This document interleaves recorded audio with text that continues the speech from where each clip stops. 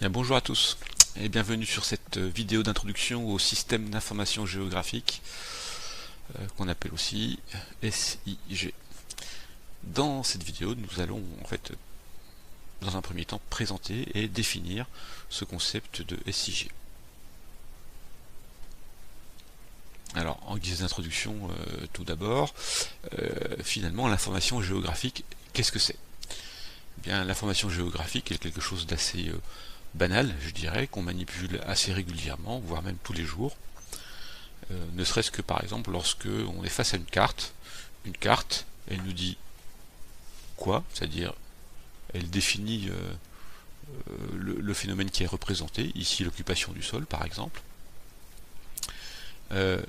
Visuellement, elle nous dit où, c'est-à-dire comment est distribué spatialement ce phénomène, en l'occurrence ici, comment l'occupation du sol est spatialement distribuée en Bretagne.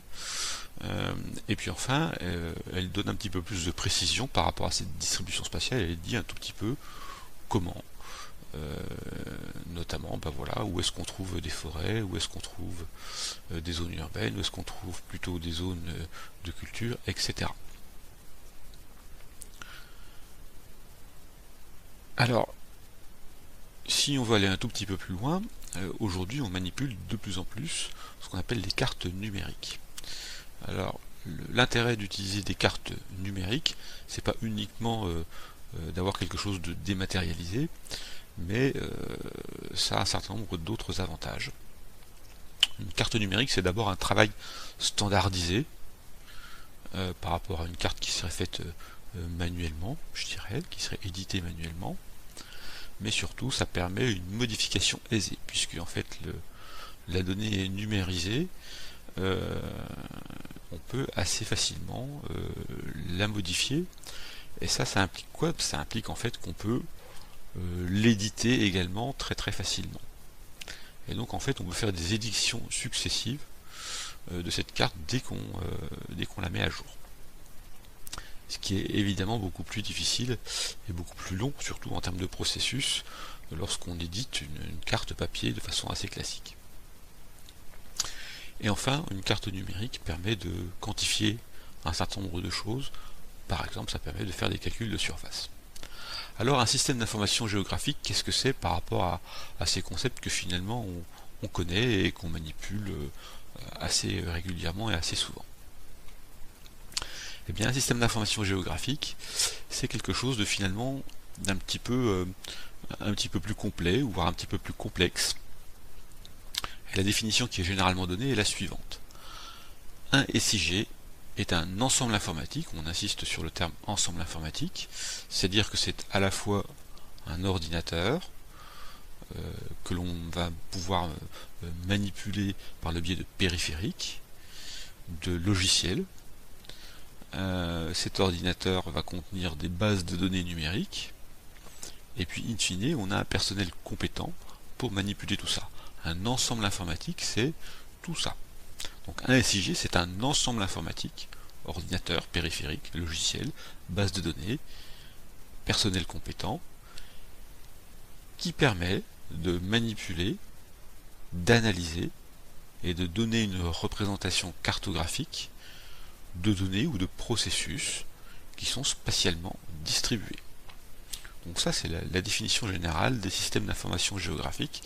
Encore une fois, ce qui est important ici, c'est cette notion d'ensemble informatique.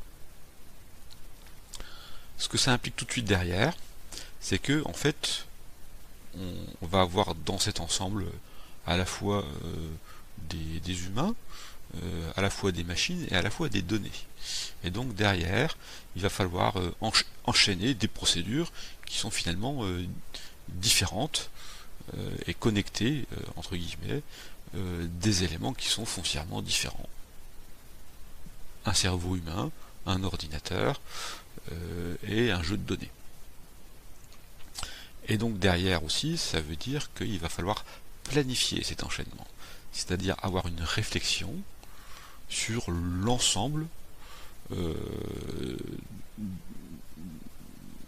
des process que l'on va mettre en place les uns derrière les autres. Dernière chose, ça veut aussi dire qu'il va falloir mettre de la rigueur dans tout ça, parce qu'en fait il va y avoir plein de choses assez différentes à faire. Et j'insiste sur le thème de rigueur, parce qu'en fait, quand on utilise un ensemble informatique, donc un outil informatique, contrairement à d'autres je dirais à d'autres systèmes concrets ou systèmes pratiques, et bien là en fait, et c'est un des intérêts d'ailleurs, l'ordinateur permet à son utilisateur de se tromper. C'est-à-dire que s'il y a une erreur de fait, alors parfois ça peut prêter à conséquence si par exemple on écrase un jeu de données et qu'on n'a pas de sauvegarde de fait, voilà. Mais sinon, eh bien en fait on peut se tromper, c'est-à-dire que puisqu'on peut facilement corriger l'erreur qu'on peut faire, on peut parfois procéder par tâtonnement ou garder un certain niveau d'incertitude dans ce qu'on fait, pas toujours savoir précisément ce qu'on fait ou ce qu'on va faire, et donc faire des essais. Voilà. Pour autant, il faut se méfier de ça et agir absolument avec rigueur à toutes les étapes de l'enchaînement de ces procédures. Alors, très rapidement, pour compléter cette définition des systèmes d'information géographique, ce que n'est pas un système d'information géographique, un GPS par exemple, c'est juste un outil, c'est un périphérique qui va permettre par exemple de se positionner sur le terrain et qu'on va ensuite connecter à l'ordinateur pour saisir automatiquement des données géolocalisées. Mais ce n'est qu'un outil, ce n'est qu'un périphérique de cet ensemble informatique qui est un système d'information géographique. C'est pas une carte statique, ou y compris numérique.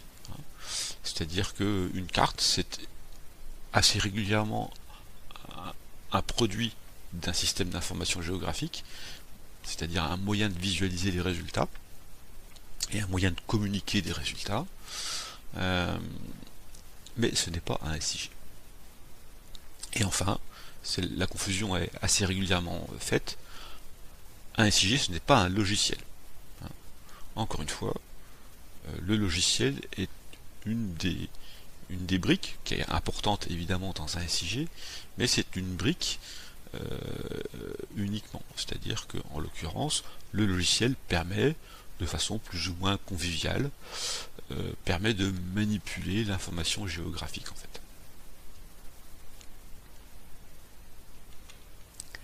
Alors finalement, un système d'information géographique, à quoi ça peut servir? En fait, les usages des systèmes d'information géographique sont relativement multiples. Donc on n'ira pas forcément dans le détail, et puis on verra de toute façon dans le cadre de travaux pratiques à quoi servent les SIG. Mais un SIG, globalement, ça sert à d'abord visualiser un processus qui est spatialement distribué, ça sert à le manipuler, voire en allant un petit peu plus loin à l'analyser, et puis derrière éventuellement à spatialiser un petit peu mieux ces données. Quand je parle de spatialisation des données, par exemple ici on a un phénomène spatialement distribué qui est l'altitude.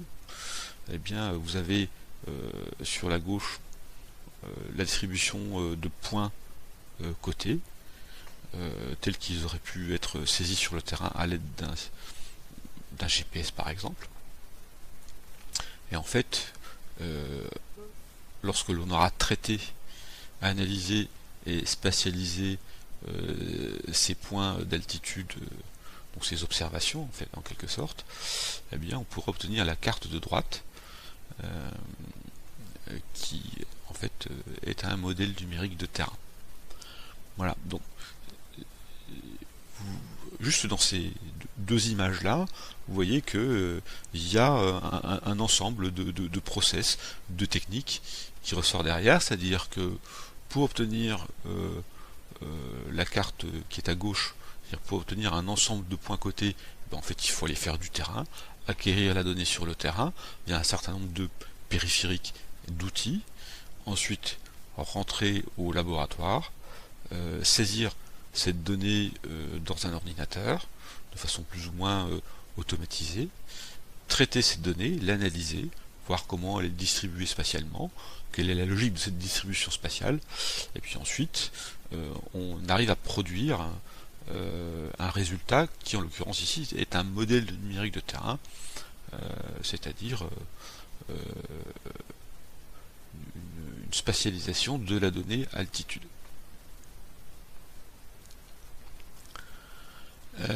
Dans les SIG, ce qui est souvent très présent et très intéressant à utiliser, ce sont les bases de données.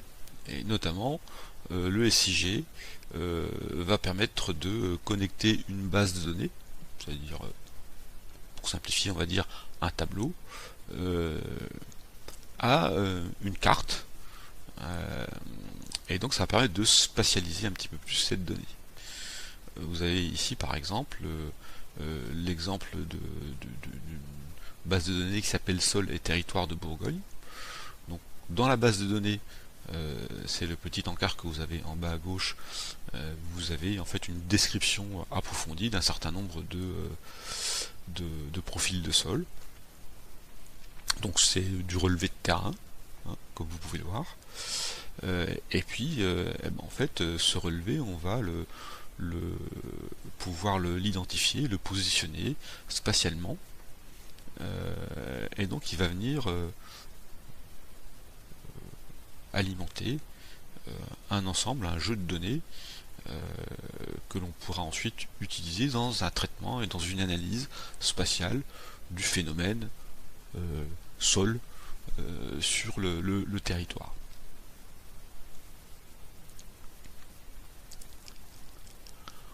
D'une façon plus générale, le SIG va avoir pour objectif de combiner des données de sources différentes, que ce soit des données de type cartographique.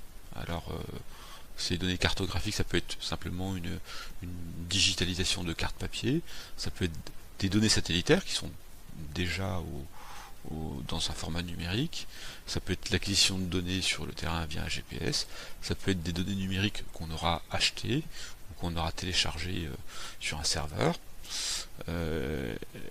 et puis évidemment ça peut être tout un ensemble de données organisées dans ce qu'on appelle une database, c'est-à-dire une base de données. Et en fait, le SIG va rassembler tout ça et va proposer des outils pour manipuler, combiner tout ça. Voilà, alors un exemple peut-être un petit peu plus concret pour terminer, et quelque part une utilisation un petit peu aboutie des systèmes d'information géographique. Une des possibilités, c'est d'arriver à modéliser, à simuler et à créer de nouvelles variables. Vous avez ici un exemple relativement simple. On part en haut à gauche d'un modèle numérique de terrain, donc ça c'est une donnée basique dans un système d'information géographique.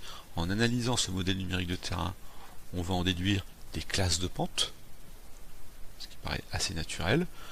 Mais voilà, on a des outils qui permettent d'analyser ce modèle numérique de terrain et d'en tirer en fait une autre variable qui sont les pentes, en l'occurrence ici les classes de pente. Et puis si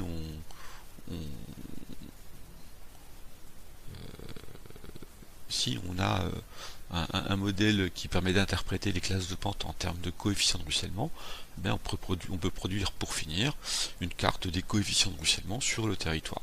Voilà.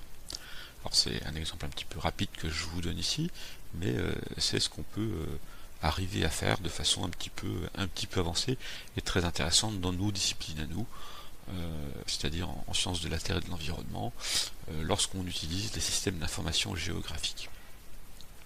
Voilà, c'est tout pour cette présentation un petit peu rapide des SIG.